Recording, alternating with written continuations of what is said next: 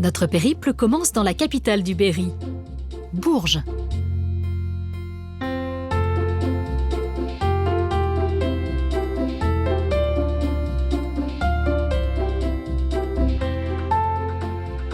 Ces charmantes rues pavées, bordées de maisons à pans de bois, en font l'une des cités médiévales les mieux conservées de France. Un trésor de patrimoine. Alain Ferrandon a eu un coup de foudre pour Bourges et a choisi d'y poser ses valises il y a 20 ans. Son amour pour cette ville d'adoption l'a même amené à diriger l'Office du tourisme pendant plus de 15 ans. Aujourd'hui encore, il apprécie d'arpenter les rues de Bourges pour en connaître chaque recoin et secret.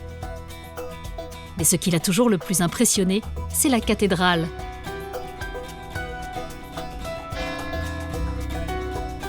Et c'est en compagnie d'Olivier Nolot, professeur d'histoire, que nous allons revisiter ce chef-d'œuvre de l'architecture gothique.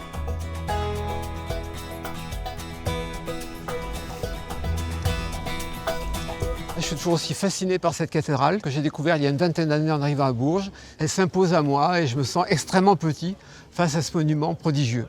Effectivement, vous avez devant vous la façade la plus grande de cathédrale gothique en Europe. Ah, quand même. La première particularité que vous voyez, ce sont d'abord les 5 portails. Vous êtes devant un édifice d'autorité, de pouvoir.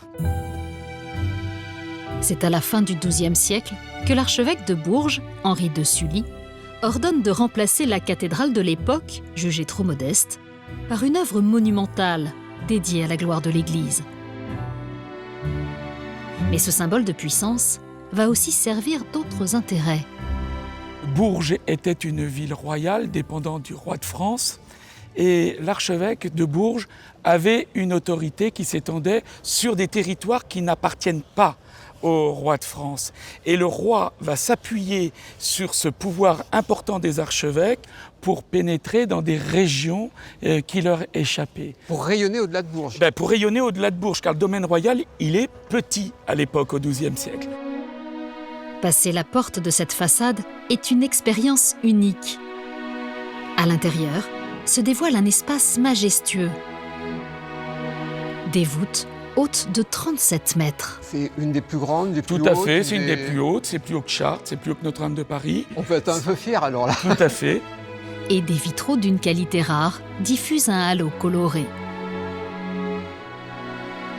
D'ordinaire, dans les cathédrales, la nef principale est traversée par une autre transversale, appelée transept. Mais ici, il existe une particularité. Moi, ce qui m'a fasciné quand je suis arrivé il y a 20 ans, c'est son absence de transept. Alors effectivement, des grandes cathédrales, c'est la seule qui n'ait pas de transept. Un transept dans la plupart des églises, c'est ce qui donne la forme de la croix. En effet, l'architecte qui a conçu cet édifice connaissait très bien l'art de l'Antiquité, mais en même temps, c'est un novateur. Donc c'est ce mélange, cette articulation entre ce qui est ancien, antique et nouveau qui caractérise la cathédrale de Bourges. Et on ne connaît pas son nom. Et voilà, c'est le fameux maître de Bourges.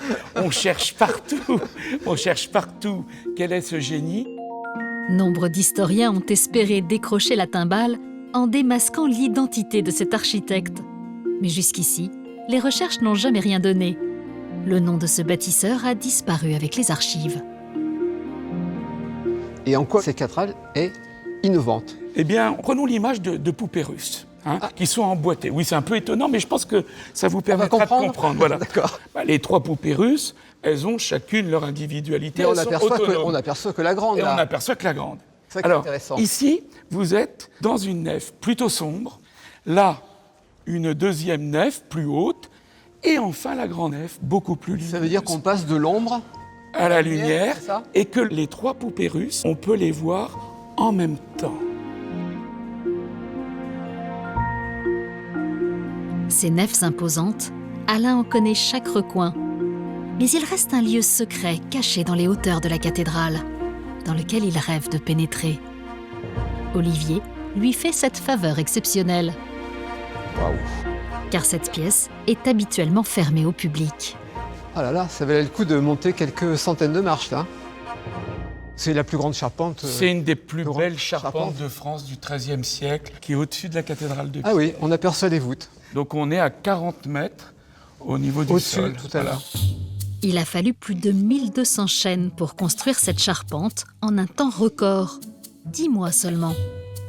Cette réalisation, elle a été rationalisée et pensée. C'est-à-dire C'est-à-dire qu'il a fallu faire pousser les arbres pour qu'ils obtiennent une forme que l'on voulait, à peu près 14 mètres de haut. Il y a eu 21 campagnes d'abattage, donc il a fallu faire du stockage pour monter cette magnifique forêt que vous avez sous les yeux. Lorsque vous viendrez visiter cette cathédrale impressionnante, suivez les conseils d'Alain et poursuivez votre balade à quelques mètres de ce parvis. Vous y trouverez les marais de Bourges, un écrin de nature qui vous plongera dans un dépaysement total. Ce petit coin de paradis s'étend sur 135 hectares et représente le poumon vert de la ville. Alain a l'habitude d'y retrouver son ami Michel Melin. Ah, salut Alain. Qui connaît les méandres de ces marais mieux que personne. Vas-y, installe-toi. Ça bouge, mais c'est normal. D'accord. Il n'y a pas de problème. Et là, on est parti. Président d'une association de préservation des marais, Michel sillonne quotidiennement ces canaux. C'est un hibiscus là à droite, Michel? C'est un hibiscus, oui, à droite. Un très beau marais, là. Joli petit marais. Oui, il est beau, hein. Franchement. Ouais. Ah, il y a de belles choses dans les marais. Hein. Très belles choses. Oui, c'est vraiment paisible. À part les oiseaux, on n'entend qu'un bruit ici, Michel. Et oui, c'est vrai. Les marais conservent toujours aujourd'hui cette espèce de magie. Et c'est un endroit qui est tout à fait reposant et unique, hein, que les gens apprécient beaucoup, quoi. Alors, ça fait combien de temps que tu viens dans les marais, toi? Oh, je suis dans les marais, moi, depuis tout petit. C'est d'ailleurs ici, là, un peu plus bas, que j'ai appris à nager. Ah bon? Ah oui, absolument. Parce qu'à l'époque, avant qu'on construise les piscines, les gens, il y avait très peu de gens qui savaient nager. Et on apprenait à nager dans les marais. Voilà, d'accord. C'était un peu rigolo à l'époque. Aujourd'hui, ces marais sont morcelés en 1500 parcelles. Les citadins, très attachés à cet Éden, viennent s'y ressourcer en cultivant leur potager. Bon, dis-moi, Michel, ces marais, ils ont toujours existé?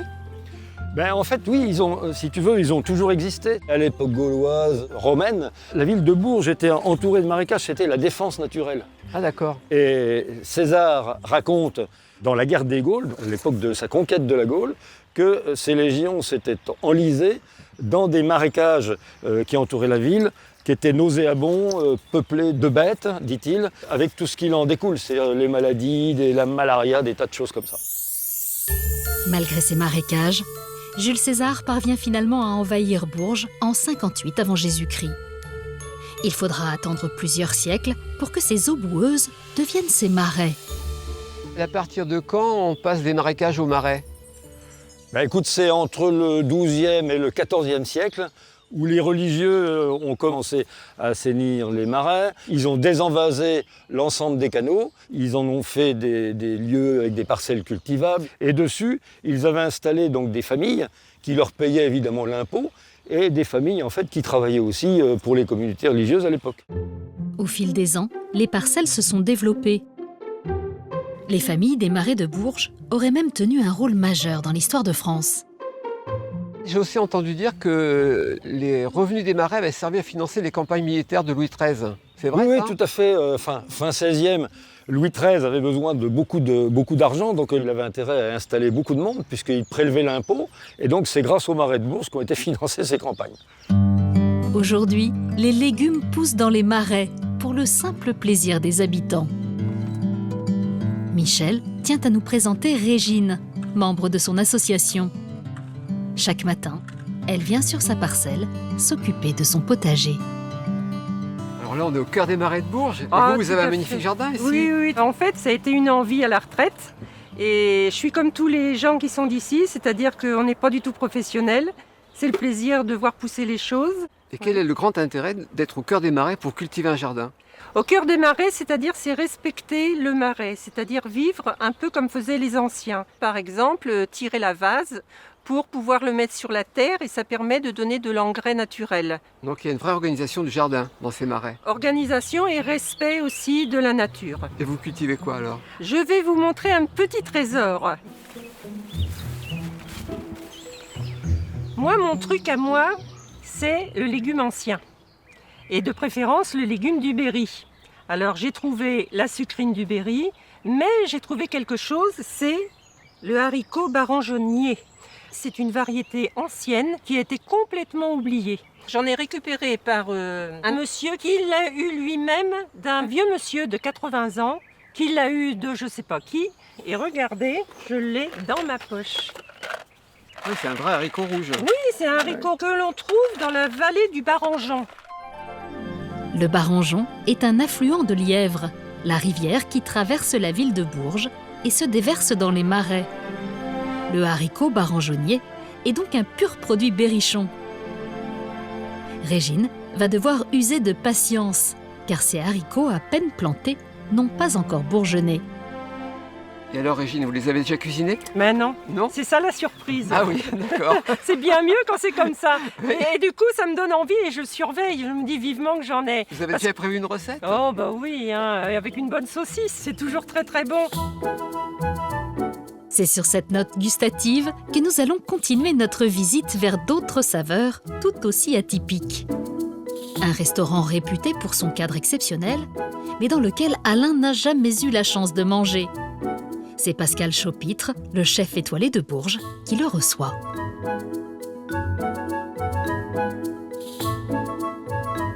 Voilà ce lieu. Ouais. Ah oui, là je comprends Pascal, là je comprends pourquoi tout le monde en parle et pourquoi tout le monde trouve ça unique. Et oui. C'est On ne peut qu'être unique. saisi par les lieux. unique. Donc à savoir que c'est une abbaye qui date du 8e, Ah oui, quand même. qui a été maintes fois détruite et qui a été reconstruite au 17e. Ça provoque beaucoup d'émotions en tout cas. Mais je comprends, mais j'ai la même émotion tous les matins quand je viens travailler ici. Et en matière de gastronomie, le Berry offre des recettes quelque peu surprenantes. Donc là, je vais proposer la fameuse recette de l'œuf en couille d'âne. Ah, c'est élégant comme formule. C'est très élégant, ce n'est pas moi qui l'ai. Mais c'est bon, j'espère. Mais c'est très bon, c'est vrai que c'est une recette traditionnelle qui traverse les époques. Et en fait, la couille d'âne est une variété d'échalotes que l'on trouvait dans le Berry. Ah, je suis rassuré. Bon, tant mieux. Première étape, les œufs. Alors, très important pour pocher. Des œufs frais? Tu vas essayer? J'écoute les œufs moi, parce que c'est une habitude d'enfant. Ouais. On massait des œufs partout dans la Ouais, ferme. En ouais. fait, il fallait absolument faire Ouais, ça pour ouais, écouter s'il n'y avait pas un petit poussin à l'intérieur. Pas de poussin à signaler ici. Reste à glisser les œufs dans un vin chaud aromatisé aux herbes et les laisser frémir 4 minutes. Oui, il a disparu là. Ouais, mais C'est normal? on va le retrouver. On va le retrouver. Voilà, donc là, on va les sortir. Superbe. Voilà. Et voilà, Donc maintenant, on va confectionner la sauce et ciseler la fameuse échalote. en forme de couille d'âne. Il faut le dire un jour, voilà, c'est ça. Comme c'est quand même la vedette du plat, hein, on la laissera dans la sauce. Je trouve que c'est tellement plus agréable de croquer un petit peu l'échalote comme ça. Voilà, ça commence à chanter. Une fois le vin rouge versé sur les échalotes, le tout est mélangé à du bouillon de volaille. Alors ensuite, Les petits légumes des voilà, marais. les petits légumes des marais. Alors donc là, on a fait un petit mélange de farine à tempura pour faire des beignets de légumes. Ça cuit à peine le légume et ça le concentre, ça le sucre un peu.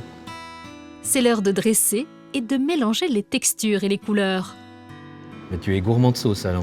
J'aime bien, voilà, j'aime bien les sauces. Ça me rappelle quand dans les campagnes, les personnes, après avoir mangé leur soupe, versaient du vin dans leur assiette pour faire chabreau. Pour faire chabot. Voilà. Et voilà l'œuf. Ben, c'est très appétissant, franchement, c'est... C'est pas mal, hein. on va le dire.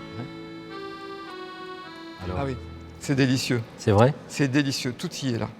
Mais je On pense. sent l'échalote, le côté sucré, l'œuf. Mais il va terminer avant moi. Moi j'aime bien, c'est l'acidité. Ouais. C'est un classique, hein. Oui, mais au top du classique quand même, très amélioré.